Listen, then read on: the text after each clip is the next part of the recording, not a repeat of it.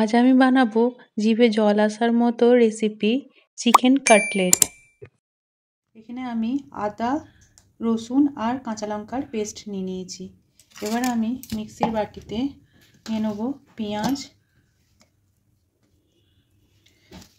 ধনেপাতা, পুদিনা পাতা আর নিয়ে নেব ব্রেডকে কুচিয়ে এভাবে নিয়ে নিলাম। দেখুন এটা গ্রাইন্ড করে নিয়েছি। এবার একটা পাত্রে আমি এটাকে ঢেলে নেব। দেখুন এরকম টাইট মতো চাই। মিক্সচারটা তৈরি হয়ে গেছে। টাইট মিক্সচার আমি বানিয়ে নিয়েছি। এবার চিকেন কাটলেটের জন্য আমি একটা মশলা বানিয়ে নেব। তাতে আমি ধনে নিয়েছি, গোটা ধনে, গোটা জিরে আর এটা এলাইচি নিয়েছি, একটা শুকনো লঙ্কা, নুন নিয়েছি পরিমাণ মতো আর দারচিনি নিয়েছি। এটাকে ভালোভাবে আমি ড্রাই রোস্ট করে নেব। যখন একটা ভালো গন্ধ বেরোবে তখন আমি ফ্লেমটা বন্ধ করে দেব। যখন দেখুন অনেকটা ভাজা হয়ে যাবে তখন আমি একটুখানি গোলমরিচ দিয়ে দেবো। গোটা গোলমরিচ দিয়ে দিলাম। এবার এটাকেও এর সঙ্গে ড্রাই রোস্ট করব। একটা সুন্দর গন্ধ বেরোচ্ছে। এবার আমি এটাকে একটু রোস্ট হয়ে গেলেই এটাকে আমি গুঁড়িয়ে নেব।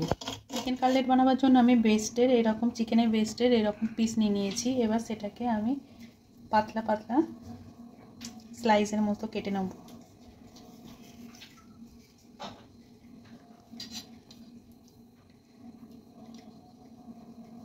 দেখুন এরকম পাতলা পাতলা স্লাইস কেটে নেব চিকেনের। দেখুন আমি সব কটা স্লাইস এইভাবে কেটে নিয়েছি পাতলা পাতলা। এবার আমি এতে দিয়ে দেবো সাদা তেল। প্রথমে দিলাম, তারপরে আদা, কাঁচা লঙ্কা আর রসুনের পেস্ট আধা আমি এই সময় মিশিয়ে দেব।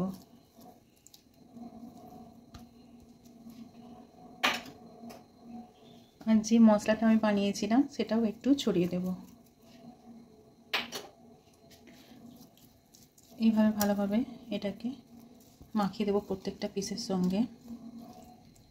ভালোভাবে মাখিয়ে আমি ভিনিগার দিয়ে দেবো 1 চিপি মতো। এবার ভালোভাবে এটাকে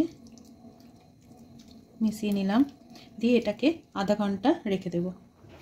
এবার আমি গ্যাসে একটা চাটুনি নিয়েছি, ওতে হালকা আমি তেল বুলিয়ে নেব।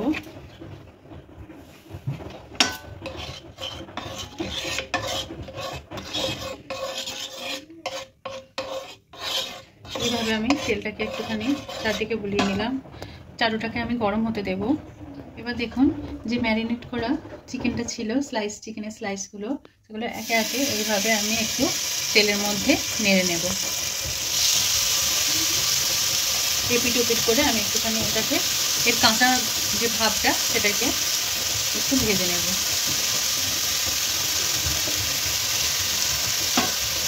এর ফলে চিকেনটা একটু সিদ্ধ হয়ে যাবে 50%। এভাবে আমি দেখুন চিকেনগুলো আমার 70% মতো অনেকটাই বয়েল হয়ে গেছে, আর একটা কোটিংও হয়ে গেছে মশলা আর আদা রসুনের। এবার আমি এগুলোকে তুলে নেব।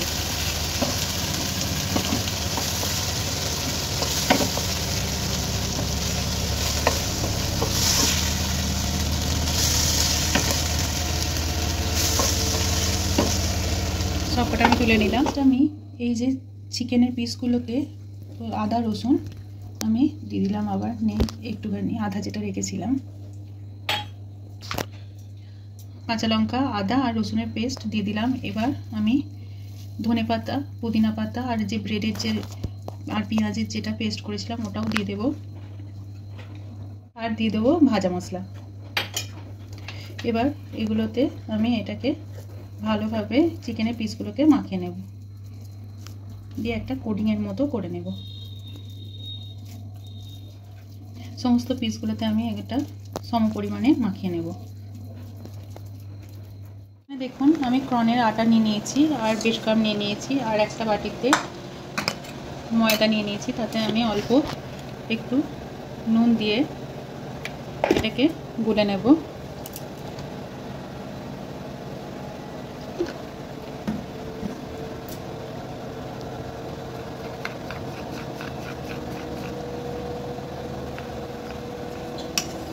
এইভাবে একদম পাতলা একটা লিকুইড বানিয়ে নেব। এটা চিকেনের যে মশলাটা মাখিয়ে নিয়েছি সেটার একটা পিস নিয়ে নিলাম। এবার কর্নের আটাতে একটু এইভাবে মাখিয়ে নিলাম। এবার ময়দার লিকুইডটা এইভাবে একটু ভালোভাবে ডুবিয়ে নিয়ে ব্রেড গামে এইভাবে আমি একটা কোট বানিয়ে নিলাম। একটা পিস আমার কাটলেটের তৈরি। চিকেন কাটলেটগুলো শেপ দেওয়ার জন্য আমি এভাবে চাকু করে একটা আকৃতি দিয়ে নেব।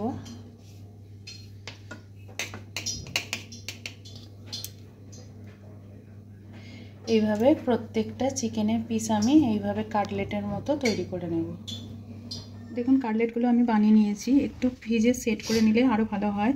এবার আমি গ্যাসে কড়াতে সাদা তেল দিয়ে দিয়েছি। তেলটা আমার গরম হয়ে গেছে। এবার একে একে আমি এগুলোকে ছেড়ে দেবো কাটলেটগুলোকে।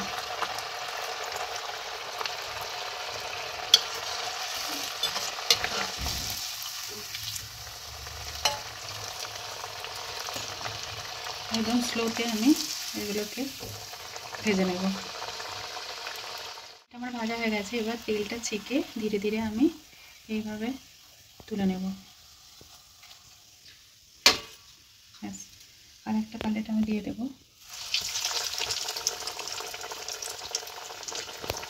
এইভাবে দেখুন আমি সমস্ত কাটলেটগুলো ভালোভাবে ভেজে নেব, ব্রাউন ব্রাউন করে।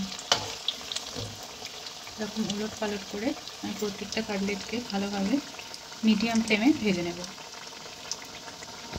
এখন আমার প্রত্যেকটা কাটলেট ভাজা হয়ে গেছে। আমি এইভাবে তেলটা ভালোভাবে ছড়িয়ে এইভাবে তুলে নেব। আমার চিকেন কাটলেট একদম রেডি পরিবেশনের জন্য। আমি পেঁয়াজ আর সসের সঙ্গে এটা পরিবেশন করেছি। এটা কাসুন্দির সঙ্গেও খুব ভালো লাগে। দেখুন চিকেনের প্রত্যেকটা পিস সিদ্ধ হয়ে গেছে ভালোভাবে। এটা খেতে অপূর্ব লাগে। আমার রান্না যদি আপনাদের ভালো লেগে থাকে আমার চ্যানেলটিকে সাবস্ক্রাইব করবেন আর শেয়ার করবেন। ধন্যবাদ।